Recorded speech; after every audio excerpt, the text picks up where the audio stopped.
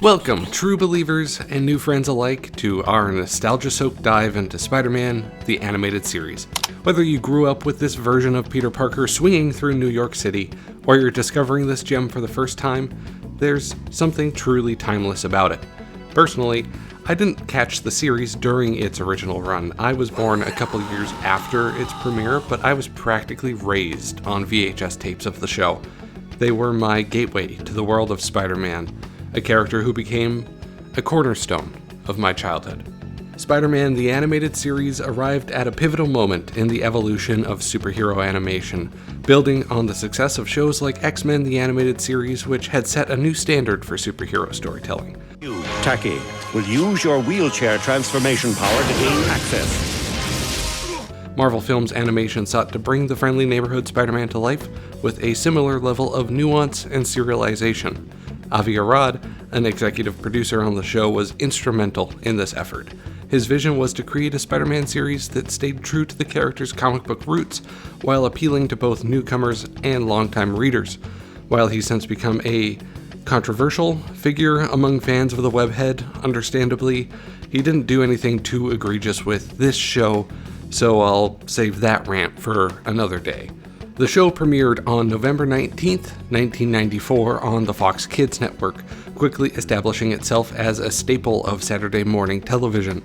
Over its 5-season run, it delivered a blend of action, drama, and unique characterization that resonated with audiences of all ages. So, I think it's time we get started. Like my prior X-Men video, we're going to cover the basics, then hit this season by season. To the newbies, welcome. And to the oldies, welcome back. Let's talk about Marvel Comics. I'm in the driver's seat, Spider-Man! Smite's in his battle chip! Remember, always wear your seatbelt!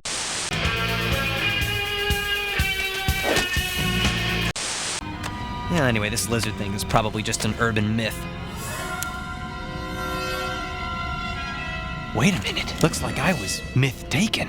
The style of the series is both distinctive and indicative of its era. The character designs with their bold lines and vibrant colors are immediately recognizable.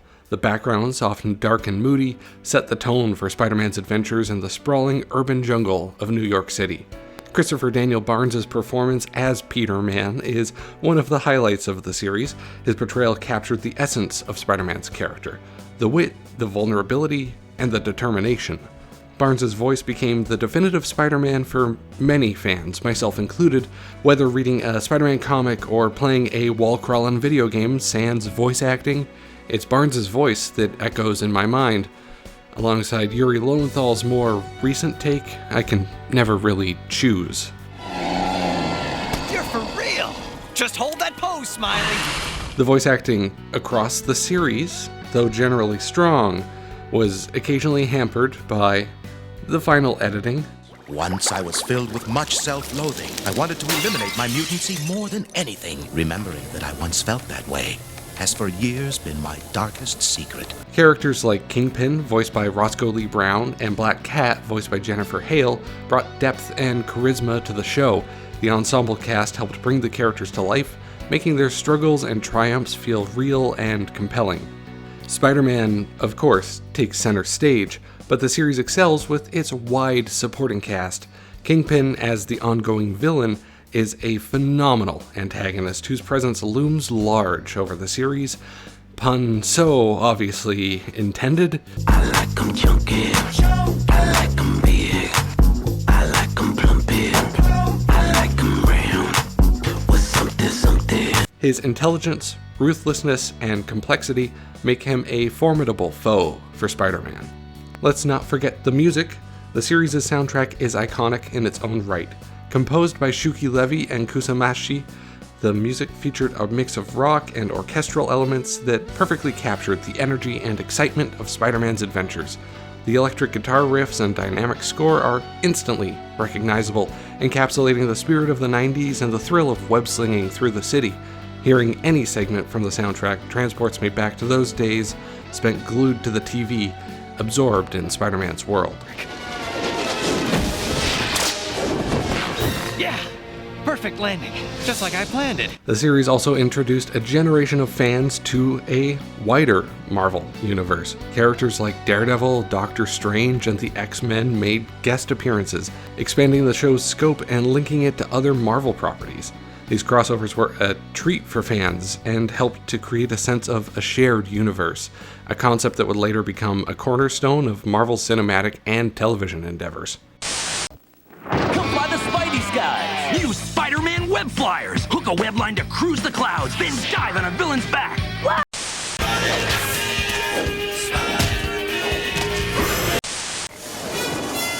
Flying toys? Now why would they alert my spider sense? Oh, well, ask the bonehead question. Starting with the man himself, Peter Parker. This show captures the essence of Peter's double life better than most. He's not just Spider-Man. He's a young guy trying to juggle school, work, and relationships while swinging through the city in red and blue tights. This duality is what makes Spidey so relatable, and the series nails it. But if we're talking about standout moments, the 3-episode arc, The Alien Costume, is where the show really hits its stride. It begins with Spider-Man acquiring the alien symbiote, which at first seems like a gift. It enhances his powers and gives him a slick new black suit. But naturally, there's a catch. The symbiote starts amplifying Peter's darker impulses, pushing him towards more aggressive and reckless actions, with the implication that the symbiote will eventually take him over altogether. Watching Peter struggle with this inner conflict is both thrilling and poignant. It's a reminder that power without responsibility can lead to corruption.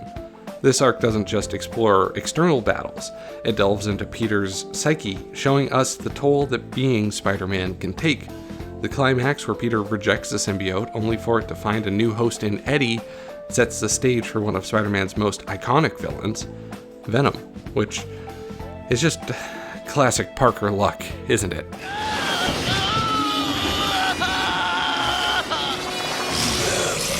Eddie Brock's transformation into Venom stands out as another highlight of this season. Eddie shows up early on, starting out as a reporter with a chip on his shoulder. After making some less than optimal life choices, Eddie blames Spider-Man for the resulting downward spiral of his career. Watching Eddie's life unravel as he blames the wall crawler for his woes is both tragic and compelling. This isn't just a simple good guy versus bad guy scenario, it's a deep dive into how one's own decisions and grudges can lead to their downfall. You're gonna pay. From now on, we're poison to you, Spider-Man. That's why we call ourselves Venom. And pulling the scope back to the other faces around Peter's life, there's the supporting cast. Mary Jane Watson, Aunt May, Felicia Hardy, and the ultimate blowhard that is J. Jonah Jameson. Mary Jane's relationship with Peter is handled with care, showing the complexities and challenges of balancing a superhero life with romance. Aunt May provides an emotional anchor for Peter, grounding his superhero antics in real human relationships. Villains are a big part of any superhero story, and Spider-Man the Animated Series delivers on that front too. From the tragic tale of Dr. Kurt Connors becoming the Lizard to the cunning schemes of Mysterio, the show gives each antagonist a backstory and motivations that make them more than just obstacles for Parker, aside from Rhino and Shocker, who act as jobbers under Kingpin's payroll.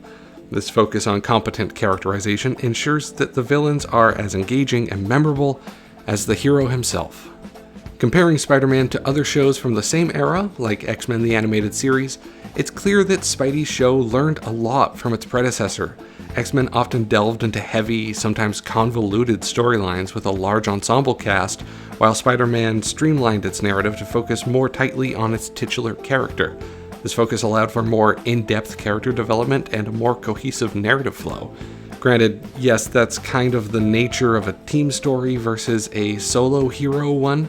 The individual adventures seem to round out Peter more than most character-centric X-Men episodes managed to do. It happens whether I'm Spider-Man or Peter.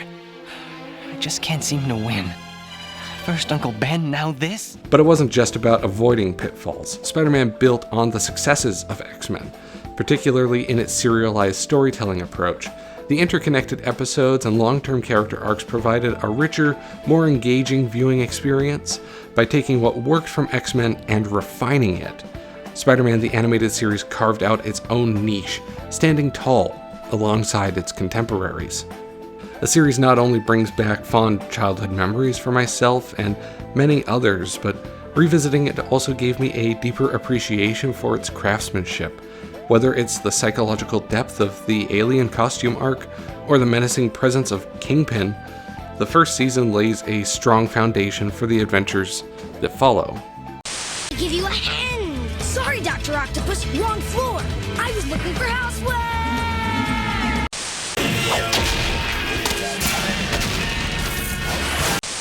Felicia, what a splendid name. Allow me to introduce myself.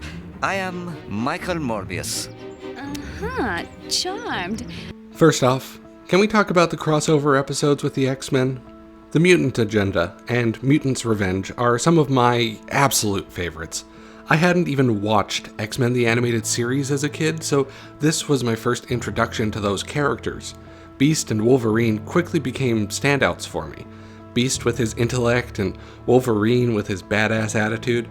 This crossover not only expanded the universe, but also gave a fresh dynamic to Spider-Man's world, showing he could hang with other heavyweights in the Marvel Universe. Power of lightning, strike again! Power of web shooters! Get real sticky! The X-Men crossover episodes weren't just fan service either, they served as a critical plot point for the series. Spider-Man seeks the help of Professor Xavier and his team to understand his now snowballing mutation, showcasing the interconnectedness of the Marvel Universe. This was a bold move for a kids show, and it paid off by bringing two beloved franchises together, making it a memorable highlight of the season. Moving on, let's talk about the villains of the season. While the newer bad guys didn't quite reach the heights of their Season 1 counterparts, there were still some gems. Hydro Man and Morbius in particular stood out. Hydro Man's episodes were intriguing not just for his power set, but for how his over-aggressiveness ultimately led to his own downfall. Hydro Man, voiced by Rob Paulsen, brought a unique flavor to the Rogues Gallery with his ability to transform into water. His backstory of being obsessed with Mary Jane added a personal touch that made his conflict with Spider-Man more than just another hero-villain clash. I'm not a thing. I'm a person. Don't you get it? I don't want to own you. I want to love you. In Morbius, his romance with Felicia Hardy was one of the most well-earned and tragic arcs in the series. Their relationship had layers and a sense of inevitability that kept you hooked. Morbius' struggle with his vampiric nature and Felicia's attempts to reach him were heartbreakingly good. Morbius was introduced as a brilliant scientist whose experiments with vampire bats go awry, turning him into the living vampire. His transformation is about 10% blessing, 90% curse, giving him powers but also a thirst for plasma that he constantly battles. Also, yes, plasma, not blood.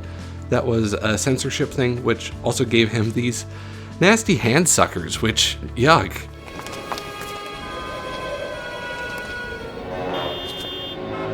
Felicia. Peter Parker gets put through the ringer this season. He's faced with challenges that push him to his limits, and it's clear by the end that he's a changed man. These events aren't just forgotten in later seasons, they're referred back to, showing the lasting impact this season has on the overall narrative.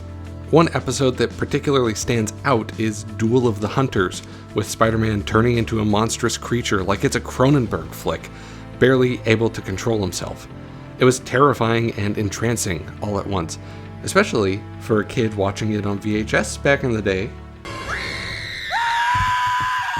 Pete's journey in Season 2 is a roller coaster of emotions. From grappling with his mutation to dealing with the arrival of MJ's abusive ex, Peter's life is anything but easy. The episode Tablet of Time sees Peter trying to cure his mutation using, well, the Tablet of Time, only to face off against Silvermane, who becomes an infant due to the tablet's powers. This episode highlights Peter's desperation and determination to lead a normal life despite the odds. Even as a kid, I felt his plight. I had a man spider action figure, and I distinctly recall plucking off those extra arms and going, "There you go, Spider-Man, all fixed." Now let's get into the animation for a tick. I did notice the reused assets a bit more this season, which might have been a budget thing. However, the overall quality remained solid, and the writing took a step up. It felt like the writers had found their groove, resulting in tighter, more immersive stories. They balanced Parker's personal life with his superhero duties expertly, highlighting the negative impacts of being Spider-Man without skimping on the action that kids tuned in for in the first place. However, the guest star of the week format did sometimes feel a bit overdone.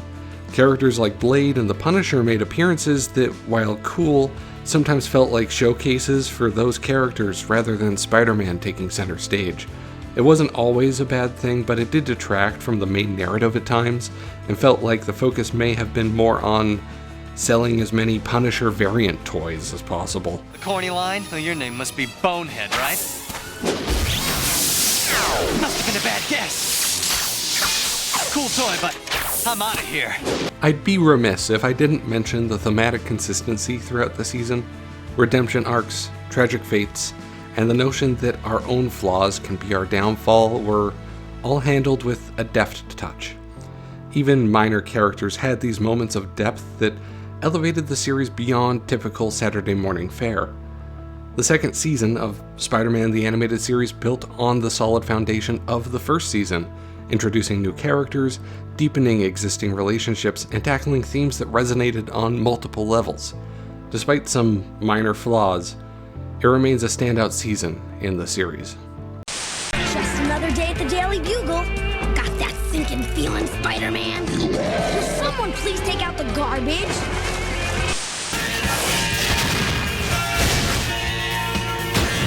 Who said that? I did. Who's there? Who are you? Isn't the real question, who are you? The third season is an interesting beast. It's got some of the highest highs of the entire series, but also some episodes that just don't hold up. I remember watching it as a kid and being completely enthralled, especially by episodes featuring Taina. Rewatching them now, I was hit with a wave of nostalgia so strong, I actually cried. It's funny how certain characters can bring back memories of simpler times. They remind me of the excitement and wonder I felt back then, being around the same age when I watched the show. Where did you get your powers? Timmy says you're from a dying planet, and your parents sent you here in a little spaceship. I think Timmy has me confused with someone else. Now, those of you pretty familiar with the show are probably waiting for me to start bashing the Rocket Racer episode. I know, it's often called the worst episode of the series, but hear me out. This episode, despite its flaws, tackles some pretty heavy themes. It delves into the cycle of poverty, especially black poverty, in a way that's surprisingly deep for a children's cartoon. Sure, the animation isn't great and the story feels a bit off, but it's got heart. Rocket Racer's struggles are real and relatable, and the episode offers a glimpse into issues that many face daily. It's overhated, in my opinion, and deserves a bit more credit for its nuance. The lesson is to survive, man. It's not an easy thing down here. I bet when you take off that mask and go home, you don't come to this neighborhood.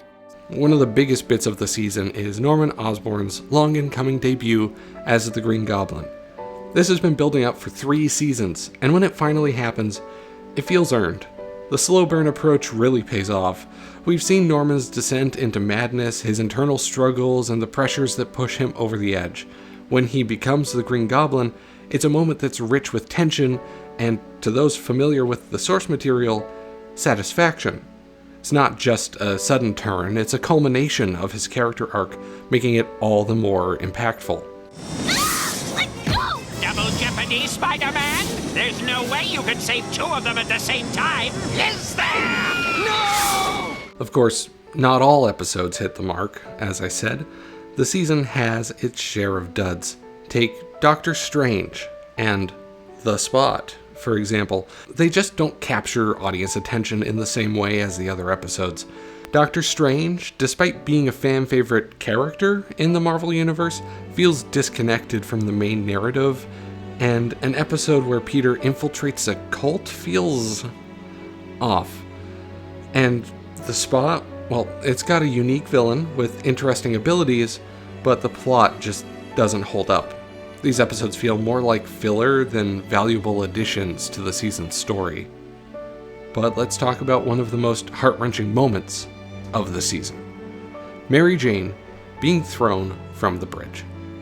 This scene is both tragic and upsetting, echoing the death of Gwen Stacy in the comics.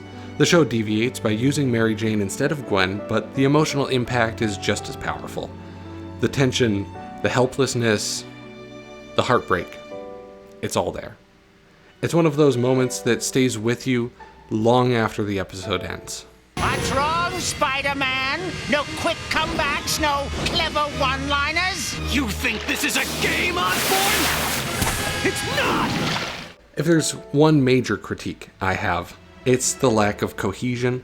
The overall narrative sometimes feels disjointed, with certain episodes appearing too detached from the main plot.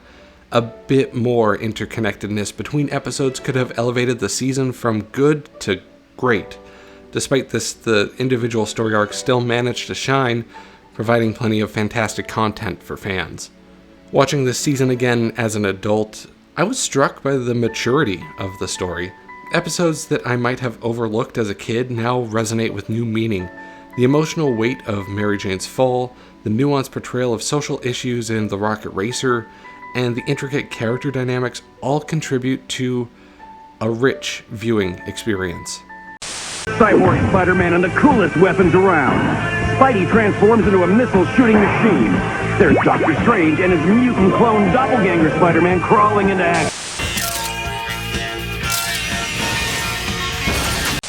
Gentlemen, meet the new champion of the Allied Forces, Captain America. Season 4 takes our favorite web-slinger to new depths, challenging him in ways we hadn't seen before. This season is notably marked by the rise of Felicia Hardy as Black Cat, Peter Parker's struggles without Mary Jane, and Harry Osborn's tragic transformation into the Green Goblin. First off, let's talk about Felicia Hardy. If there's one character who truly comes into their own this season, it's her. Watching Felicia evolve from a socialite into the formidable Black Cat is nothing short of exhilarating. She's not just a love interest or a sidekick, she becomes a pivotal character with a rich, multifaceted personality. Her dynamic with Spider-Man adds layers to both their characters, offering a partnership that's equal parts flirtation and fierce teamwork. She isn't just tagging along, she's right there in the thick of it, matching Spider-Man move for move, and at times even having independent adventures off screen. Great working with you, Spider. Don't be surprised if I cross your path again. Huh? But, hey! I'll also take a brief pause to say that the show had an odd recurrence when writing their female characters. Outside of Aunt May and Anna Watson, who are both seniors, every single female character becomes a love interest for one or more male characters. It might be one of those things that resulted from the way television was being written in the 90s, but it makes Black Cat's newfound independence all the more striking, even if she's still in the middle of a love triangle. The transformation of Felicia into Black Cat also highlights her internal struggle and resilience. Unlike some heroes who stumble into their powers, Felicia's journey is one of choice and determination. She decides to embrace the Black Cat persona, and in doing so, she redefines herself. This storyline brings a refreshing depth to her character, portraying her not just as Spider-Man's ally, but as a powerful hero in her own right. I thought that once I decided to become a crime fighter, I would instinctively know the right thing to do. I never expected my emotions to get in the way. How do you deal with life behind the mask? I wish I had answers for you. Then there's Spider-Man himself. Season 4 has him at one of his lowest points. With Mary Jane missing, Peter Parker is a mess, and this turmoil seeps into his superhero persona. The emotional weight he carries is palpable in every episode. He's grappling with loss, guilt, and the pressure of his dual life more intensely than ever before. This season forces Spider-Man to confront his vulnerabilities head-on, making his character more relatable and human. Speaking of emotional turmoil, Harry Osborn's deterioration into madness is one of the season's most upsetting arcs. Harry has been through a lot by this point: loss, betrayal, and an insatiable need for revenge. His transformation into the Green Goblin is a slow burn, and it feels heartbreakingly organic. You can't help but feel for Harry as he spirals down this dark path. Interestingly, it's all catalyzed by Norman's direct influence. You see, they couldn't kill off Norman because of censorship issues, so he's caught between dimensions, essentially haunting Harry like a vengeful spirit, which I consider to be a very unique and at times enjoyable change from the comics. The real Green Goblin's my friend. Who is he talking about? With his help, I have a chance to get my father back, see? See? On the flip side, while the show does a fantastic job with returning villains, the new additions this season, aside from Harry, leave much to be desired. Miriam and Iceberg, for instance, feel underdeveloped and lack the same gravitas as established foes like the Kingpin.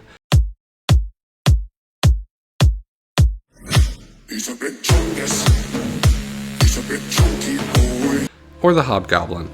They come off as filler villains rather than formidable adversaries, which is a bit of a letdown given the high stakes of this season. Yet, despite these weaker elements, Season 4 remains exciting largely due to its continued commitment to a character-driven narrative.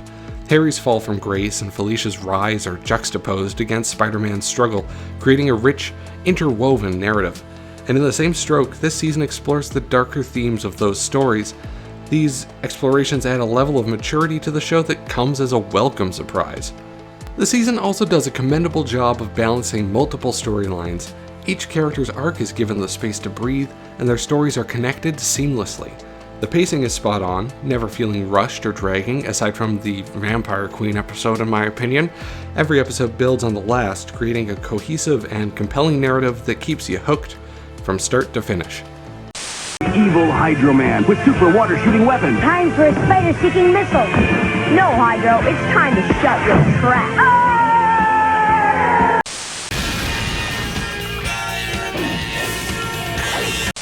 Oh, her? No, she's my ride. It's been great meeting you. Take care of yourself. You too, Spider-Man. Farewell and good luck. The final season of the series kicks off with The Wedding, an episode that immediately grabs your attention by highlighting the long-standing hope of Peter and Mary Jane's relationship. This episode is bittersweet on rewatch once you know the twist, because despite the apparent happiness, the real Mary Jane is still missing. From here, the show dives into the Six Forgotten Warriors arc. This 5-part story is a deep dive into Peter's past, revealing the mysterious history of his parents. The revelation that they were spies is a bombshell that reverberates through Peter's life.